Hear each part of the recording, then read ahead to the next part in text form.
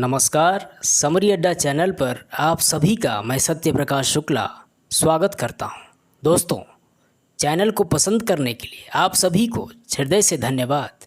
दोस्तों, आज का सारांश क्लास 12 की बुक फ्लेमिंगो के चैप्टर 4 से लिया गया है, जिसका टाइटल है द रैट ट्रैप और लेखिका हैं सेल्मा लेगरलॉफ।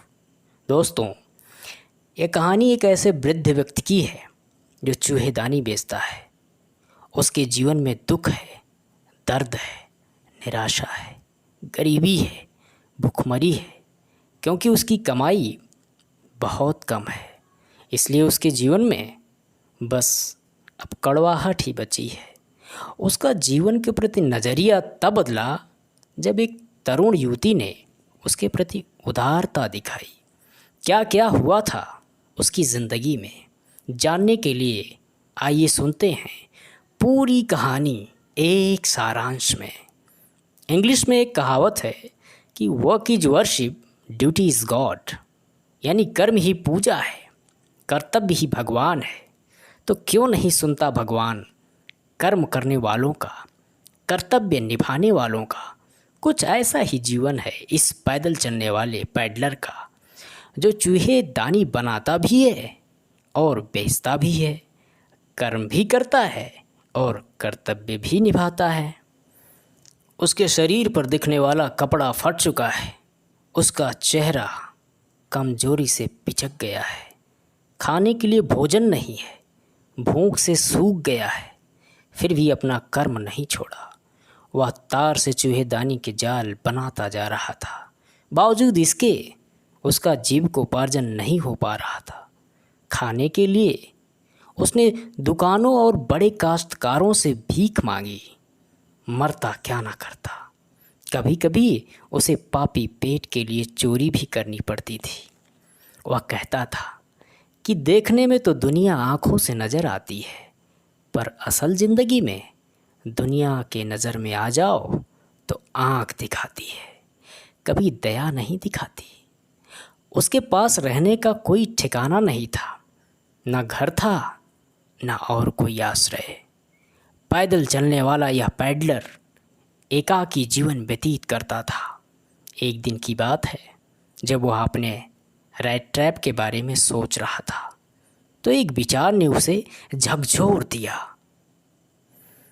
उसने चूहे पकड़ने वाली चूहेदानी को असल ज़िंदगी के साथ जोड़ कर देखा, तो समझा कि पूरी दुनिया ही एक चूहेदानी जैसी है। हमें जीवन की सुख सुविधाओं को दिखाकर फंसाती है और तरह तरह के दुखों की ओर ले जाती है। हम लोग सुख सुविधाओं को पाने की कोशिश में जाल में फंसते चले जाते हैं। हर रात पिडलर को आश्रय की तलाश करनी पड़ती थी, क्योंकि उसके पास कोई घर नहीं था। वह किसी न किसी के घर पर रात गुजारता था। एक शाम उसे एक क्रॉफ्टर ने शरण दी थी। क्रॉफ्टर एक बूढ़ा आदमी था, जिसे बाड़े वाला कृषक कहा जाता है। अगली सुबह क्रॉफ्टर ने अपने गाय के दूध को बेचकर जो पैसे कमाए थे, उसे पेडलर ने चोरी कर लिया। चोरी करने के बाद पेडलर बचने के लिए वहाँ से सीधे जंगल वाला रास्ता अपनाया, जो कि एक सुनसान रास्ता था। शीघ्र ही उसने अपने आप को घने जंगल में फंसा हुआ पाया, कारण वह घने जंगल से बाहर निकलने का रास्ता नहीं खोज पा रहा था। बाद में उसे एक रास्ता मिला, जो कि एक लोहे की मील की ओर ले जाता था। वह रास्ता पकड़कर लोहे की मील पहुंच गया और वहीं रात बिताने की सोची। हाँ, उसे कुछ असहज जरूर महसूस हो रहा था, लेकिन जल्द ही सब ठीक हो गया, क्योंकि मील मालिक गलती से उसे अपना पुराना दोस्त समझ लिया था और घर पर आने का आमंत्रण दे दिया। लेकिन पैडलर डरा हुआ था कि घर गया तो पकड़ा ना जाऊं, इसलिए घर जाने से मना कर दिया। कुछ ही समय बीता था कि मील मालिक की बेटी आई और घर चलने का आमंत्रण दिया। इस बार पेडलर मना नहीं किया मान गया।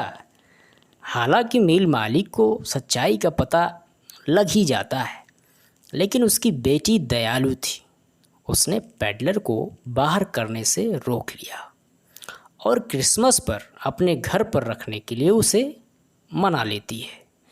क्रिसमस के अगले दिन जब मिल मालिक और उसकी बेटी चर्च का दौरा कर रहे थे तो उन्हें पता चला कि वह आदमी एक चोर था जिसने क्राफ्टर के पैसे चुराए थे।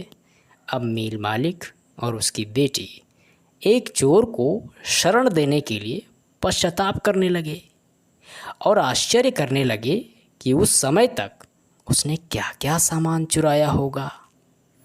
लेकिन ऐसा कुछ नहीं हुआ था। चोरी करने के बजाय पेडलर ने मिल मालिक की बेटी एडला को एक रैट ट्रैप गिफ्ट किया था। पेडलर ने क्राफ्टर के चुराए हुए पैसे और एडला के नाम एक पत्र लिखकर उसी रैट ट्रैप में रख दिया था। उसने एडला के दयालुता के लिए उसे धन्यवाद लिखा था। वह उसकी दया को चुकाना चाहता था, इसलिए उसने चोरी के पैसे वहीं छोड़ दिए थे और उसे क्राफ्टर को पुनः वापस करने का अनुरोध किया। साथ ही हम सब के लिए एक संदेश भी कि इंसान में अच्छाई कभी भी आपके अच्छे कामों से जागृत हो सकती है। दोस्तों, ये था आज का सारांश। वीडियो को लाइक करें, अधिक से अधिक शेयर करें ताकि हमें मोटिवेशन मिलता रहे और मैं हार्ड वर्क आपके लिए कर सकूं। बहुत जल्द लेकर आऊँगा अगला वीडियो। फिट रहिए, खुश रहिए। नमस्कार, गुड बाय।